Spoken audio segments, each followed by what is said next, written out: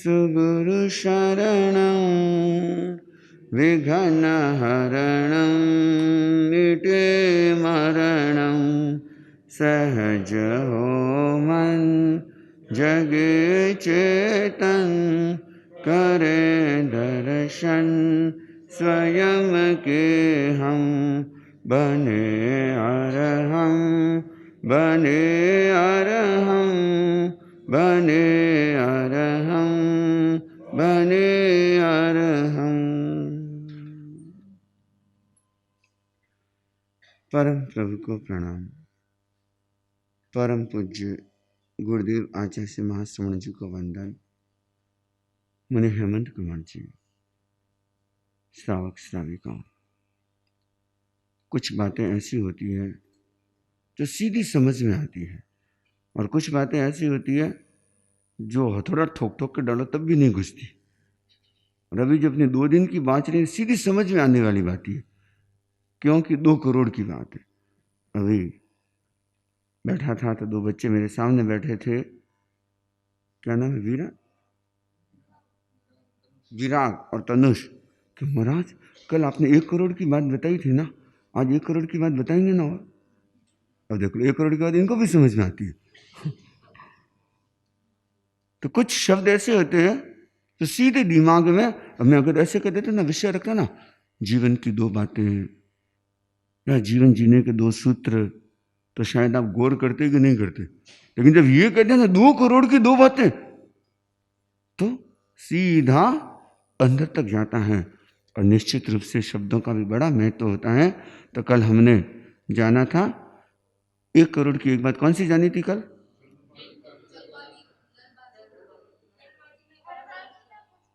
है जल्दबाजी में कुछ काम मत करो। और इसको सारे बिंदु याद है, जो जो बताए ना सारे सुना दिए मेरे को वापस। देखो बच्चे भी कितने ध्यान से सुनते, ये भी बहुत अच्छी बात है। तो जल्दबाजी में कोई कार्य नहीं करना, क्योंकि जल्दबाजी में किए हुए कार्य का परिणाम अच्छा नहीं होता और इसका परिणाम सदा नेगेटिव ही आता है। इसलिए इस 1 करोड़ की 1 बात को तो याद रखना। और आज हम जो बात करेंगे 1 करोड़ की और बात है। हमारे जीवन की एक बहुत महत्वपूर्ण बात मैं आपसे बातचीत करने जा रहा हूं, और जो भले ही करोड़ को, 10 करोड़ को, अनमोल को, कुछ भी हम कह सकते हैं, लेकिन बहुत महत्वपूर्ण बात है अगर इसको जीवन में उतारने की कोशिश करें तो। और वह है, कहते हैं कि यह जिंदगी हमारी बहुत छोटी सी, कैसी है? बहुत छोटी सी जिंदगी है। और छोटी सी भी इतनी छोटी सी जिंदगी है तो कई बार यह कहा जाता है कि 2 दिन की चांदनी फिर अंधेरी रात। जिंदगी कितनी है? 2 दिन की है। कोई कोई कहते हैं कि यह जिंदगी कितने 7 दिन की है। कितने दिन की? 7 दिन की। और बड़ा सुंदर एक मनोवैज्ञानिक तरीके से कह दे, या बड़ा अच्छा सेटअप किया गया कि जिंदगी प्रूफ करने की कोशिश की कि 7 दिन की कैसे। तो ध्यान से सुनना कि 7 दिन की जिंदगी कैसे। तो कहा कि सोमवार को जन्म हुआ, सोमवार को, मंगलवार को स्कूल गए, बुधवार को बड़े हुए, गुरुवार को शादी हुई, शुक्रवार को बच्चे हुए, शनिवार को बूढ़े हुए, और रविवार, आज कौन सा वार है? राम नाम सत्य। जिंदगी पूरी। और देख लो और होता क्या जिंदगी में, और होता क्या? यही 7 चीजों के आसपास हमारी जिंदगी घूमती है। तो ये जीवन का एक बहुत बड़ा सत्य प्रकट किया गया। लेकिन हम जिस बात को जानने की कोशिश करेंगे कि ये जो जीवन है और हमारा जीवन इतना महत्वपूर्ण है, लेकिन हमने अपने जिंदगी को कैसा बना दिया और किस तरह से हम अपने जीवन को जीते हैं, यह समझने की बात है। तो मैं आज जो अभी आपको सूत्र बता रहा हूं वो सूत्र है 1 करोड़ की बात है। वो छोटी छोटी बातों में मत उलझो। क्या सूत्र है? क्या है? अरे बोल तो दो। इतना छोटा सा सूत्र है, छोटी छोटी बातों में मत उलझो। 6 शब्द हैं। कितने? 6 शब्द हैं। सिर्फ और सिर्फ 6 शब्द हैं। कौन से वो 6 शब्द? छोटी छोटी बातों में मत उलझो। आप देखना, आपकी जिंदगी जो व्यतीत हो रही है, जो बीत रही है, वो किस में बीत रही है? आप कभी अपनी जिंदगी में बहुत बड़ी बातों में नहीं उलझते, छोटी छोटी मुद्दे में, छोटी छोटी बातों में इस कदर उलझ जाते हैं कि आपकी पूरी की पूरी जिंदगी उसी में लग जाती है। आप अपने पूरे जीवन को देख लो कि आपने आज तक क्या किया। किसी ने कुछ कह दिया, इतने में हम उलझ गए। किसी ने कोई शब्द बोल दिया, इतने में हम उलझ गए। किसी ने कोई ऐसी बात आपके साथ में कर दी, कोई ऐसी घटना घट गई और इतने में हम उलझ करके रह गए। और इसी छोटी छोटी बातों में उलझ करके हमने अपनी कितनी शक्ति, कितना समय, कितनी ऊर्जा, कितना कुछ हमने इसमें बर्बाद किया है। और परिणाम क्या है इसका? छोटी छोटी बातों में उलझने का परिणाम क्या आता है? जीरो, कुछ भी नहीं मिलता। लेकिन लोगों को मजा किस में आता है? इन्हीं छोटी छोटी बातों में उलझने में मजा भी उन्हीं को आता है। अब देखना, और आपको मजा नहीं आएगा, लेकिन कोई थोड़ा सा कुछ होता इतना में। एक आदमी जूस पहलवान था, हट्टा कट्टा था, मोटा ताजा था, पहलवान भी था, तो वो जूस सेंटर पर गया और बोला कि मेरे को एक गिलास जूस पिला। तो बोला कि जूस पिला, लड़ाई होने वाली है। तो ठीक है, उसने पिला दिया एक गिलास। फिर एक गिलास और पिला, लड़ाई होने वाली है। तो फिर पिला दिया, एक गिलास और पिला, लड़ाई होने वाली है। एक गिलास और पिला दिया, एक गिलास और पिला, लड़ाई होने वाली है। वो बोला कि पहलवान जी, ये लड़ाई कब होने वाली है? कहा कि जब तू पैसे मांगेगा ना तब। बस उलझना, किसी न किसी रूप में कहीं ना कहीं पंगा लेना, आ बैल मुझे मार। और बहुत सारे लोगों का नेचर ऐसा ही होता है। वो क्या करते हैं, बस स्वयं तो परेशान होते से होते ही है, लेकिन दूसरों को भी उलझाने में, दूसरों को भी फंसाने में बड़ा मजा आता है।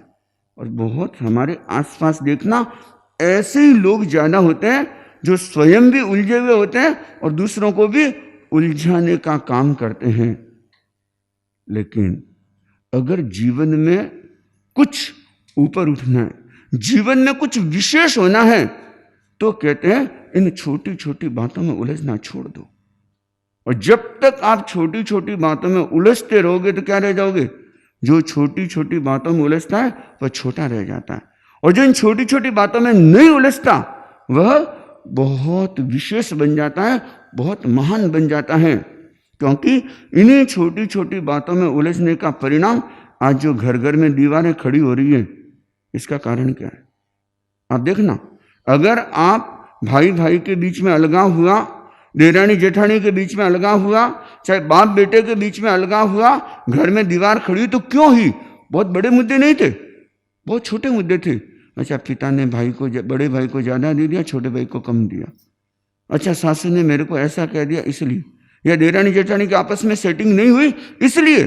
और देखना, बहुत बड़े मुद्दे आप देखना मिलेंगे नहीं आपको, एकदम छोटी छोटी ऐसी बातें थी, और जिसमें उलझ करके आपने क्या किया? बहुत बड़ा नुकसान उठाया।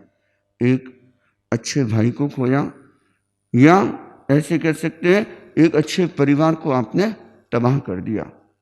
और परिणाम क्या आया? परिणाम उसका जीरो। और आज भी हम उलझते ही जा रहे हैं, इन्हीं छोटी छोटी बातों में अभी तक उलझते जा रहे हैं। और लोग स्वयं तो उलझे हुए रहेंगे, लेकिन दूसरों को भी क्या करेंगे? उलझाने की कोशिश करेंगे। एक व्यक्ति ने दवाई की दुकान खोली, और दुकान भी उसकी दुकान भी अच्छी चल रही थी, और हर तरह की उसने दवाइयाँ, और वह जो दुकानदार था ऐसे कहते कि उसने भी फार्मा का कोर्स कर रखा था, और वह भी अच्छा अनुभवी था। तो उसने एक बाहर बोर्ड लगा रखा था, हर बीमारी का इलाज 500 रुपये में। क्या लिखा हुआ था? हर बीमारी का इलाज 500 रुपये में, और अगर इलाज नहीं हुआ तो 1000 रुपये मैं दूंगा। अब ये सूचना बोर्ड लगा हुआ था, और लोगों की भीड़ लगी रहती थी। और वह इतना अनुभवी था कि हर बीमारी का इलाज, मतलब जोड़ तोड़ जैसे तैसे करके अपने अनुभव के आधार पे आराम से कर देता। तो बड़ा अच्छा सा उसका काम चल रहा था, खूब अच्छी भीड़ रहती थी। एक कोई डॉक्टर था, उसने देखा कि ये बंदा सबको बेवकूफ़ बनाता है, तो अब इसको मैं बेवकूफ़ बनाऊंगा, अब इसको मैं फंसाऊंगा, अब इसको मैं उलझाऊंगा। और उसने क्या किया? वो थोड़ा सा अपना हुलिया बदल करके वह उस व्यक्ति के पास में गया, दुकानदार के पास में गया और कहा कि मेरे को जीभ का टेस्ट पता नहीं चलता, तो इसकी दवाई दे दो। तो उसने कहा कि अच्छा ठीक है। क्या बोला? जीभ का टेस्ट पता नहीं चलता। तो कहा कि अच्छा सुन, वो जो 25 नंबर की दवाई है ना, वो ला करके देना।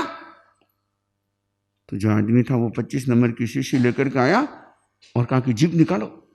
जीभ बाहर निकाली, उस पर 2 बूंदे डाली, वो इतनी जहरीली, ये तो पेट्रोल है। उसकी जीभ ऐसे जलने लगी। वो बोला कि टेस्ट पता चल गया ना, लाओ 500 रुपये। बोला, उसने देखा कि ला गया है तो कहा कि कोई बात नहीं, लेकिन इसको फंसाना है। क्या करना है? फंसाना है। तो वह फिर 5-7 दिन बीते होंगे, फिर आया और इस बार थोड़ा सा हुलिया और बदल करके आया और फिर कहा कि मेरे को याद नहीं रहता। तो उसने कहा कि अच्छा आपको याद नहीं रहता? सुन, वो 25 नंबर की, अरे नहीं नहीं नहीं नहीं, वो नहीं, याद आ गया ना, लाओ 500 रुपये। फिर गया काम से। देखो कैसे आदमी, देखना हम भी ऐसा ही करते हैं। हम भी एक दूसरे को किस तरह से घुमाने में लगे, किस तरह से उलझाने में, फंसाने में लगे, हम भी यही कर रहे हैं। और क्या कर रहे हो? कोई किसी को फंसा रहा है, कोई किसी को उल्लू बना रहा है, कोई किसी को मूर्ख बना रहा है, यही कर रहे हैं। और कर क्या रहे? लेकिन इससे हम कितना अपना नुकसान कर रहे हैं। तो अब क्या होगा? फिर 5-7 दिन बीते होंगे, फिर अपना हुलिया बदल करके वो वापस आया और आकर के वो बोला कि देखो मेरे को है ना दिखाई नहीं देता। वो छड़ी लेकर के ऐसी एक्टिंग करके आएगा, उसको दिखाई नहीं देता। और वो बोला कि मेरे को दिखाई नहीं देता। तो कहा अच्छा आपको दिखाई नहीं देता? तो कहा कि नहीं देता। तो वो बोला कि देख भाई, मेरे पास और तो सारे इलाज है, लेकिन इसका इलाज नहीं है मेरे पास। तो कहा कि नहीं। तो कहा कि एक काम करो, लाओ 1000 रुपये। उसने कहा देखो ये तो मेरे को देना ही पड़ेगा, क्योंकि ये तो मैंने अपना उसूल बना रखा है, सूचना बोर्ड पे लगा रखा है, जिस बीमारी का इलाज नहीं होगा उसके लिए क्या करना है? 1000 रुपये मैं दूंगा, इसका इलाज मेरे पास तो है नहीं। तो उसने क्या किया? 100-100 के 2 नोट लिए, फिर 50-50 के 8 नोट लिए। टोटल कितने हो गए? अरे भाई दुकानदार और ऐसे गड़बड़ करोगे फिर तो हो गया काम। 100-100 के 2 और 50-50 के 8, कितने हुए नोट? टोटल कितने हो गए? 10 नोट और रुपए कितने हो गए? 600। और उसने कहा कि ऊपर 100 का नोट, नीचे 100 का नोट और बीच में 50-50 के डाल करके उसने पकड़ा। देखिए भाई साहब, देखिए इसका इलाज मेरे पास है, इसलिए ये लीजिए 1000 रुपये। उसने बोला कि बेवकूफ बनाते हो, बीच में तो 50-50 के नोट दिखने लगे ना, लाओ 500 रुपये। यही है, और ये आपके साथ होने वाली घटना है, दूसरे के साथ नहीं है।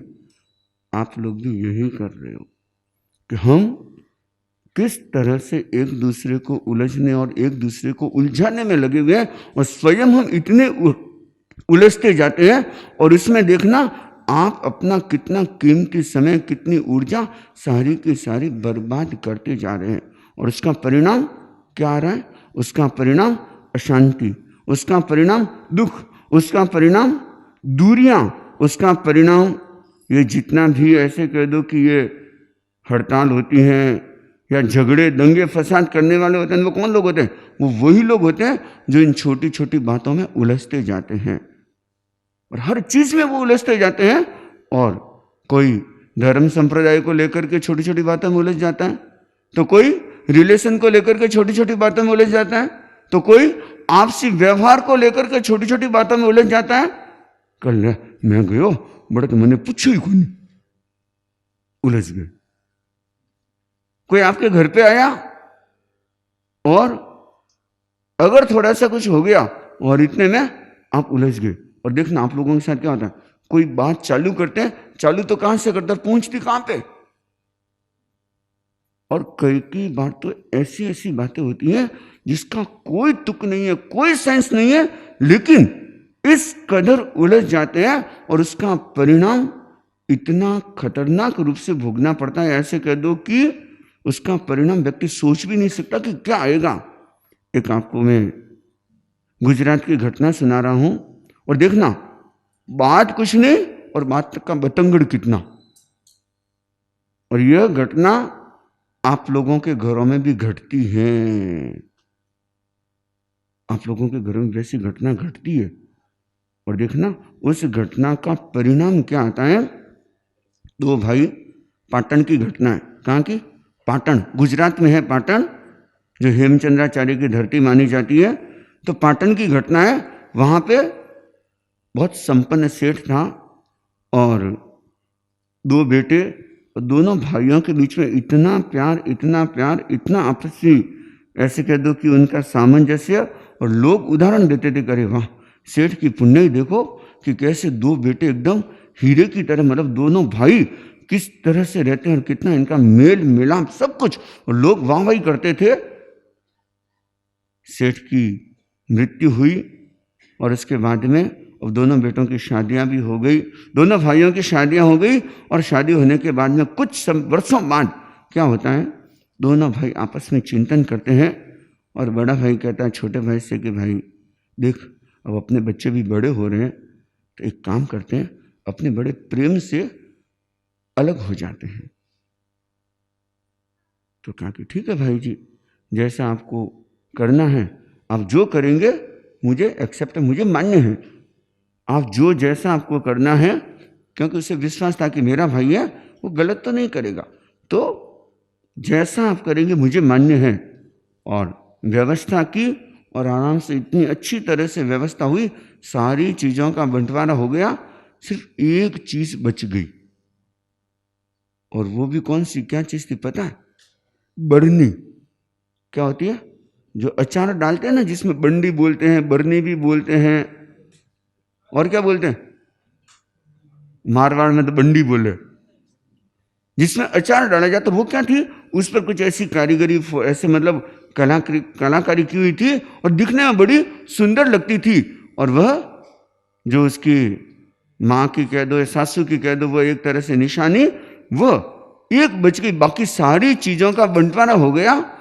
और वह कहा कि भाई जी आप बरनी, तो कहा कि तू ही राख लेने। तो ठीक है, वो अपने घर पे लेके चला गया।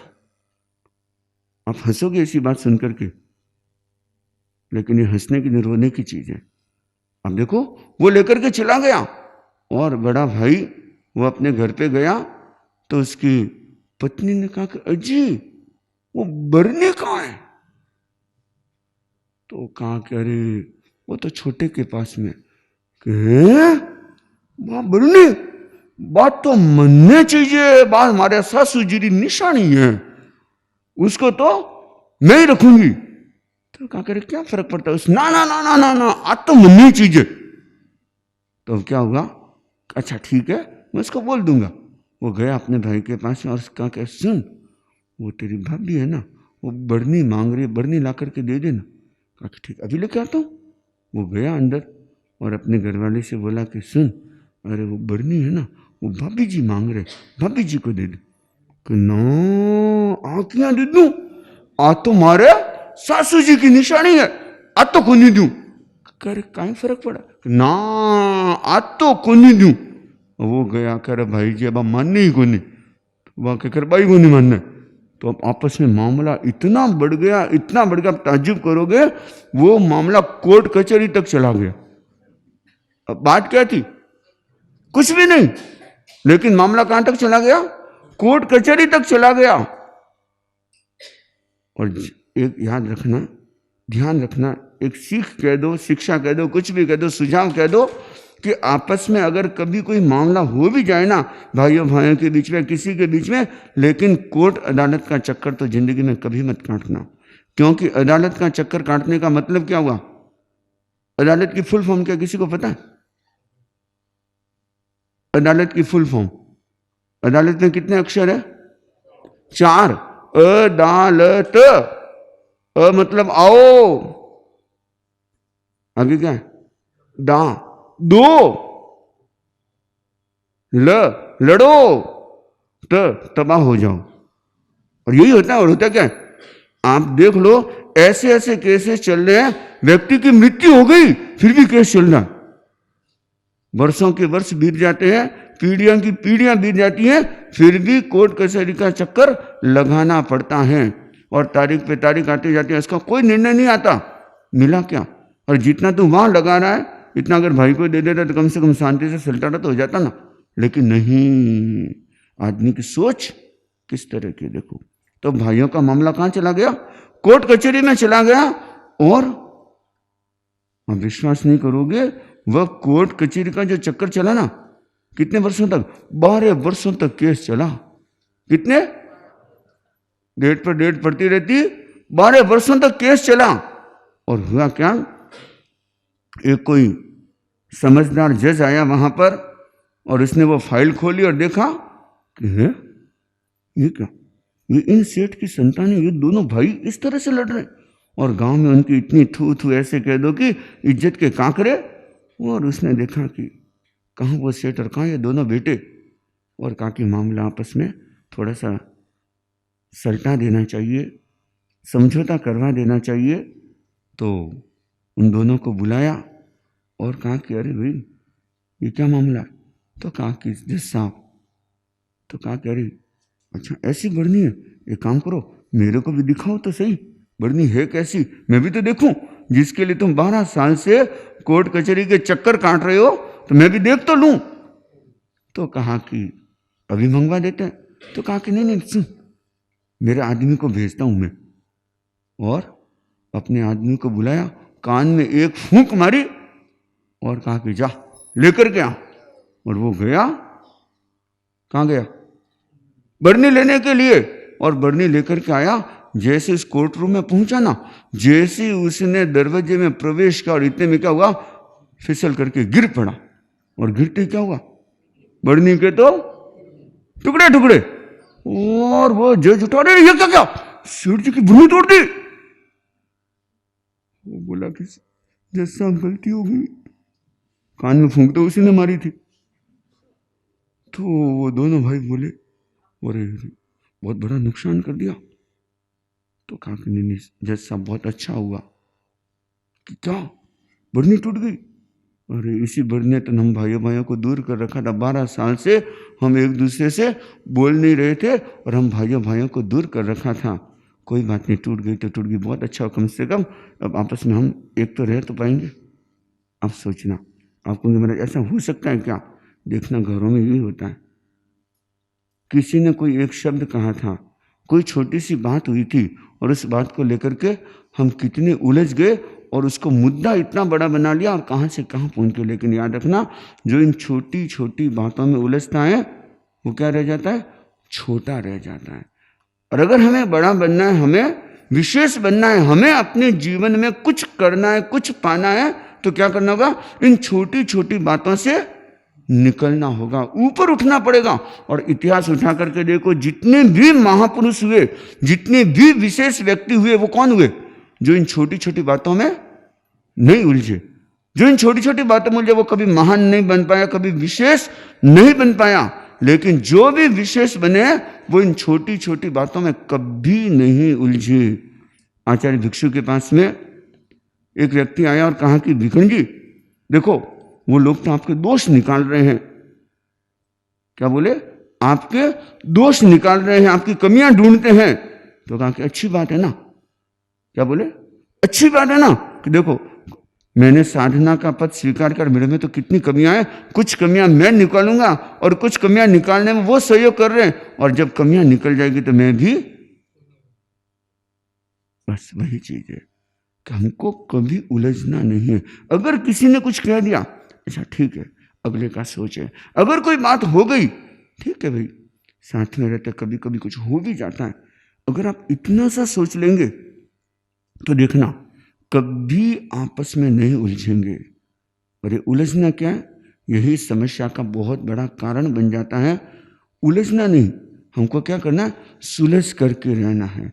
न तो उलझना और न कभी किसी को उलझाना।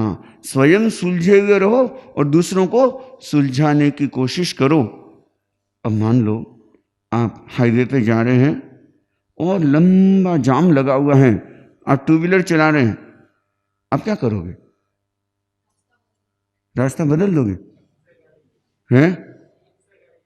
आप क्या कोशिश करोगे? जहां तक जा सकते हो वहां तक जाने की कोशिश करोगे। और फिर क्या होगा?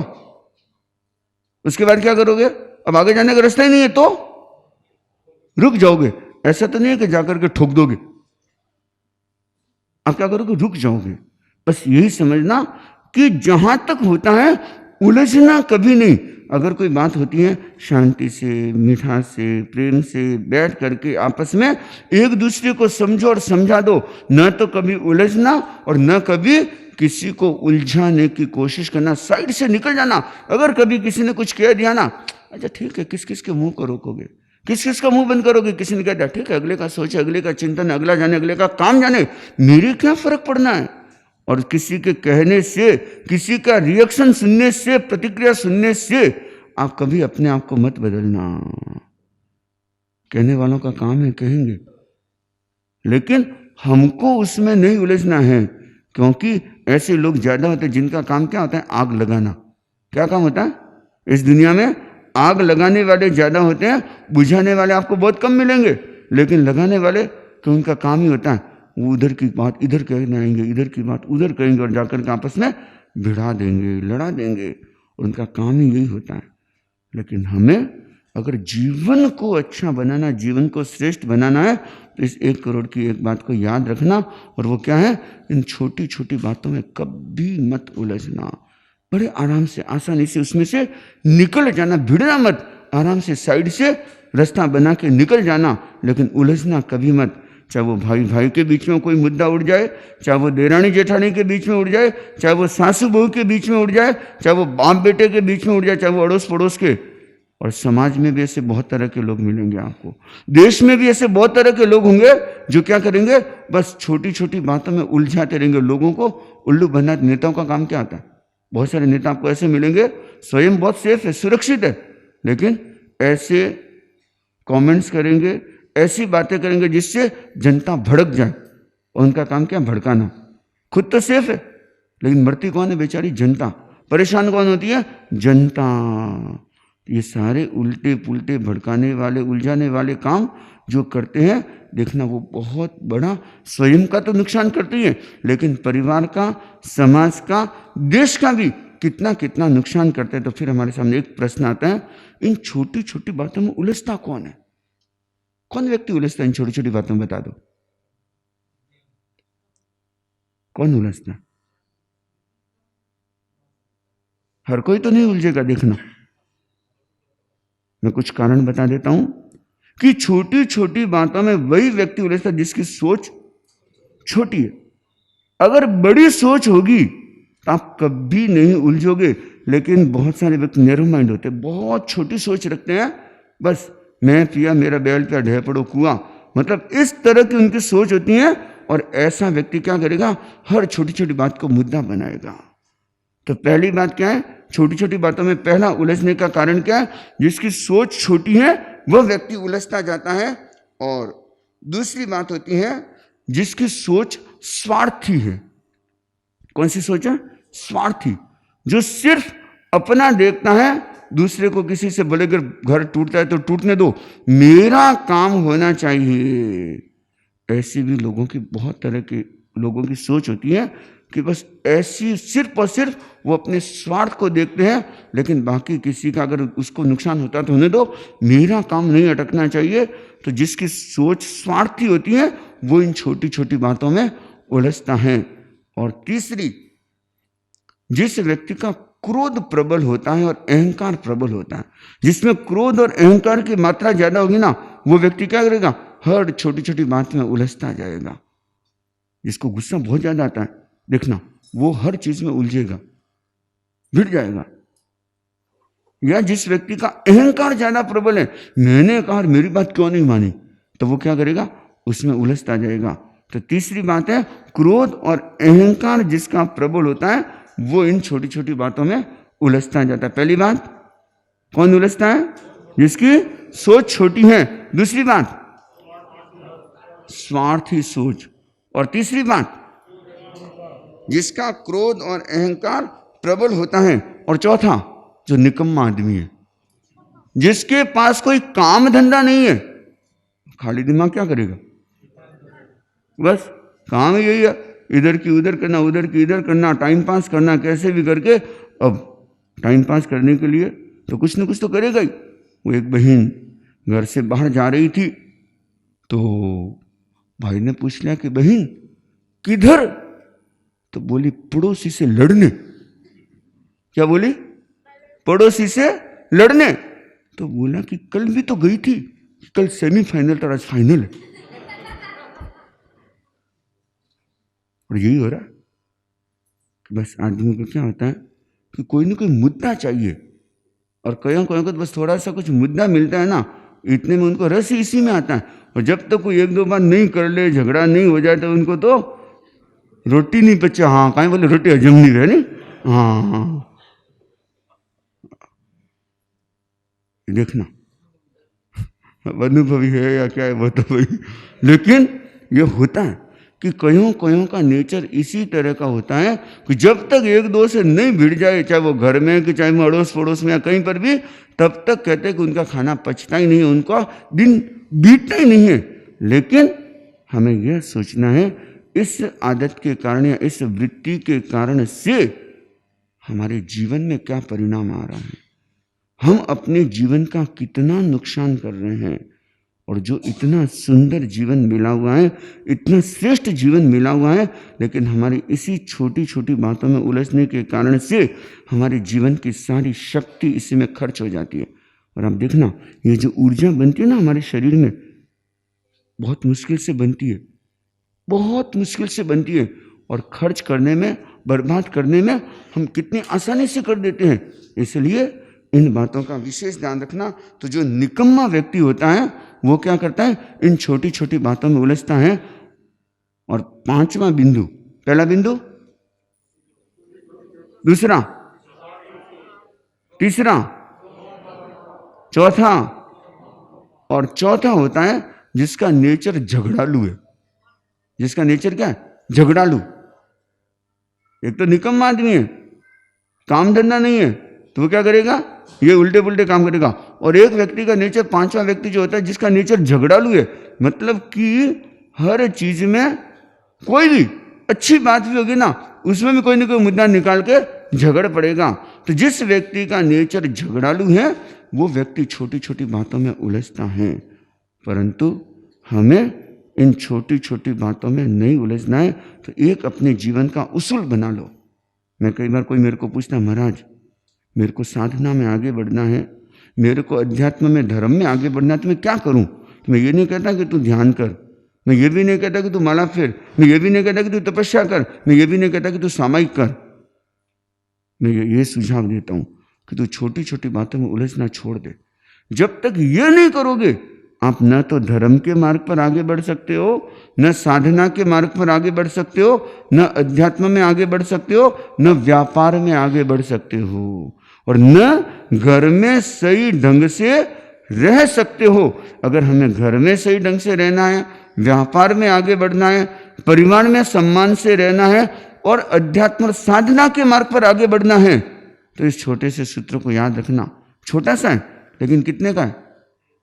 1 करोड़ का है। हाँ, बहुत कीमती है। ये मिलेगा नहीं आपको जल्दी से, कहीं ढूंढने भी जाओगे तब भी कोई नहीं देगा।